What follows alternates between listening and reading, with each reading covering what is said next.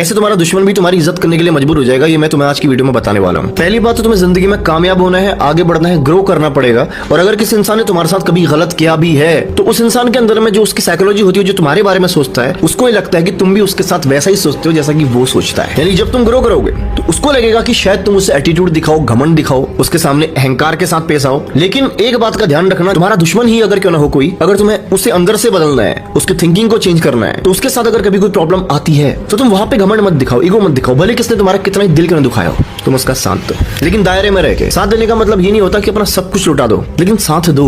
ये फील मत करवाओ जैसा वो तुमसे एक्सपेक्ट कर रहा है। जब तुम किसी सामने वाले की एक्सपेक्टेशन के विपरीत जाकर के काम करते हो ना, जब उसको समझ में आएगा कि जैसा वो तुम्हारे बारे में सोच रहा था तुम वैसे इंसान नहीं हो, तुम वैसे इंसान नहीं हो। ऐसा उसको लग रहा था कि तुम्हारे अंदर घमंड होगा, ईगो होगा, अहंकार होगा, लेकिन जब उसे समझ में आएगा कि यार मैंने इसके साथ गलत किया, इसके बारे में गलत बातें फैलाई, लेकिन उसके बावजूद भी ये इंसान मेरे काम आया, तो इंसान के अंदर ना अगर थोड़ी बहुत भी इंसानियत है तो इज्जत का दिया जलना शुरू हो जाता है। उसे अंदर से समझ में आएगा कि इतनी बुराइयां करने के बाद भी, इतना गलत करने के बाद भी ये इंसान मेरे लिए वैसा नहीं हुआ जैसा कि मैं इसके बारे में सोचता था कि घमंडी हो जाएगा, अहंकारी हो जाएगा, या ईगो दिखाएगा, एटीट्यूड दिखाएगा।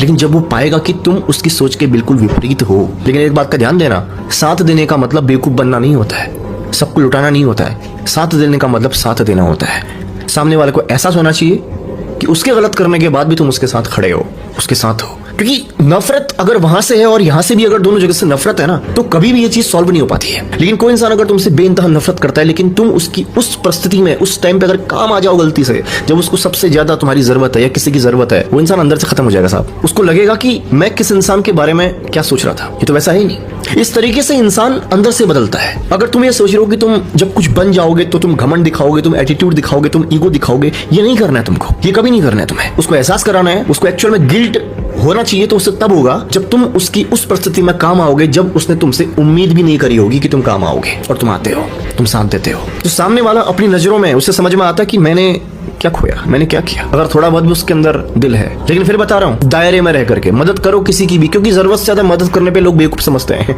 एक सच और भी है, तुम अगर जरूरत से ज्यादा करने लगोगे तो लोग तुम्हारी इज्जत नहीं करते, लोग तुम्हें मूर्ख समझते हैं। इसलिए मदद भी हमेशा दायरे में रह के करो। सामने वाले को पता चलना चाहिए कि तुमने मदद की है, बस तुम वैसे नहीं हो जैसे वो तुम्हारे बारे में सोच रहा था। तो किसी इंसान को तुम डरा करके, धमका करके या उस पर शासन करके नहीं बदल सकते उसके दिल को। उसके दिल को बदला जाता है जब वो तुम्हारे बारे में जैसा सोच रहा हो, जैसे उसकी सोच हो, और उसे परिणाम, उसे रिजल्ट उसकी सोच के विपरीत मिले, जैसा उसने एक्सपेक्ट ही नहीं किया है, वो रिजल्ट सामने आए। जैसा वो तुम्हारे बारे में कभी सोचता ही नहीं था, सोच ही नहीं सकता था कि तुम काम आओगे, और तुम आ जाते हो, तब सामने वाले को समझ में आता है कि तुम क्या थे उसके लिए अभी भी।